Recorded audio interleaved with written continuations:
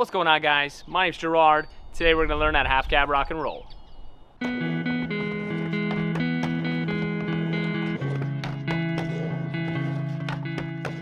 Before you learn this trick, you're going to know how to half cab rock fakie, and it helps if you know how to rock and roll.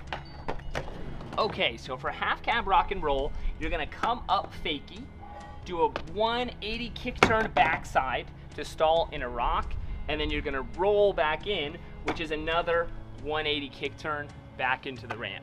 If you can already half cab rock to fakie and rock and roll, it's just putting these two tricks together, so you're going to get it pretty quick. Some people actually find this trick easier than doing rock and roll regularly. That's why I say you don't have to know how to rock and roll to do this trick. I think some people find it easier because you're already turning, where with a regular rock and roll, you're going straight and then you have to turn. The key to this trick is just to keep those shoulders turning.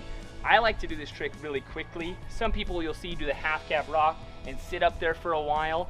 I think this trick, it looks better and is a lot easier if you stall quick and come back in fast as well. So the thing to remember is when you do the half cab rock to fakie, you're used to stopping your shoulders so you can come back in fakie. You just have to tell yourself to keep rotating those shoulders and the board's gonna follow you. Just like any other kick turn, axle stall, half cab rock, rock and roll, this trick is all in the shoulders. I like to have my foot flat in the middle of the tail, so I got a nice pivot point with my toe, and I just tell myself to keep turning my shoulders all the way around.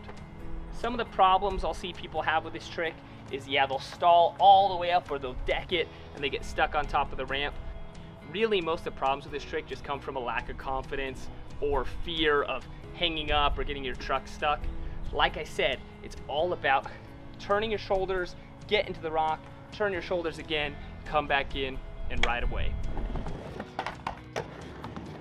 Half cab rock and roll is a really fun trick, and I think it's that first trick that's kind of bridging the gap between intermediate and advanced, because you're putting two of those intermediate tricks together for the first time. It's one of those tricks where I remember when I learned it, I was proud to do it at the skate park in front of other people. Don't forget, leave a comment down below, let me know what trick you want to learn next, or what trick you want to see me learn next. And if you learn a new trick, send a video my way, might find yourself at the end of the next video. Till then, see you guys next time.